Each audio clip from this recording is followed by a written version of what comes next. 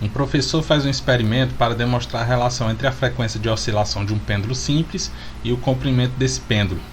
Para isso, segura uma extremidade de um fio de massa desprezível que está apoiado em um pino horizontal fixo em uma parede, de modo que o comprimento suspenso desse fio meça 80 cm. Nessa situação, uma pequena esfera presa à outra extremidade desse fio oscila em um plano vertical entre os pontos P e Q com a frequência de oscilação F0.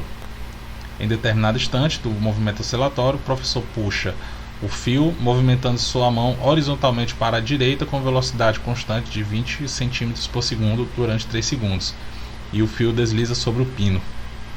Considerando que o período de oscilação desse pêndulo possa ser calculado com a expressão 2π raiz de L sobre G, em que L é o comprimento do pêndulo e G é a aceleração da gravidade local, ao final do intervalo de 3 segundos, a nova frequência de oscilação desse pêndulo será. Aqui é o seguinte: como a velocidade com que ele puxa o fio do pêndulo é 20 cm por segundo, durante 3 segundos, o que acontece? Vamos pegar no tempo t0, tempo que ele começa o puxão, eu tenho um ponto do fio aqui. Depois de 3 segundos, esse ponto ele está aqui, então ele andou um comprimentozinho S. Como é que eu escrevo esse S? S igual a V vezes T, equação horária da cinemática. Então S é igual os 20 cm por segundo, que é a velocidade do puxão, vezes os 3 segundos que ocorreu o movimento. Então 20 vezes 3, 60 centímetros. Então ele puxou o fio por 60 centímetros. Então o comprimento aqui depois do pino do fio é 60 centímetros. Então se ele puxou 60 centímetros aqui, que é esse comprimento S, então o comprimento do fio que está oscilando, ele diminuiu 60 centímetros.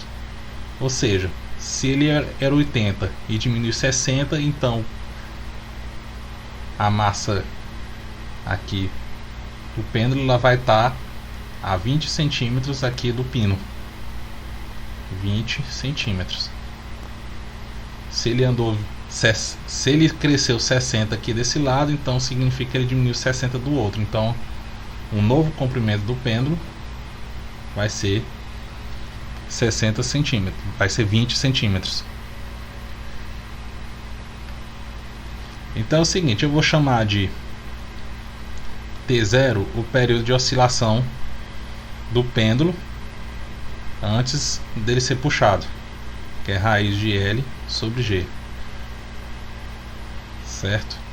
E T o período 2π sobre L, aqui eu vou botar L0, que é o comprimento inicial,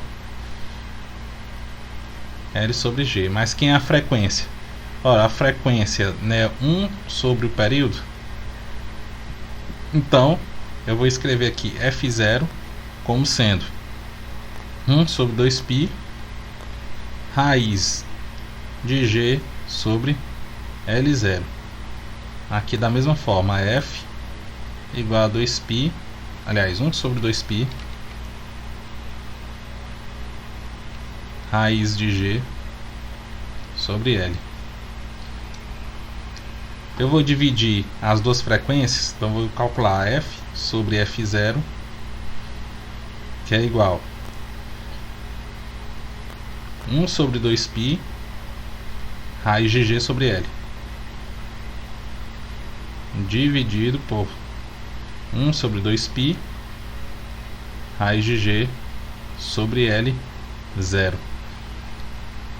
Divide aqui as raízes de π, aliás, os 2π, então fica raiz de G sobre L, multiplica pelo inverso da segunda, divisão de frações, L0 sobre G. Divide aqui os Gs, então F sobre F0 é igual a raiz de L0 sobre L. Mas aí quem é L0? L0 é o comprimento inicial do pêndulo antes do puxão, que dá 80. O L é o comprimento final, que é 20. Então, dividindo os dois, 8 dividido para 2 é igual a 4. Raiz quadrada de 4 dá 2. Então, F sobre F0 é igual a 2. Portanto, a nova frequência de oscilação é 2 vezes a frequência inicial, F0. Portanto, gabarito, letra B.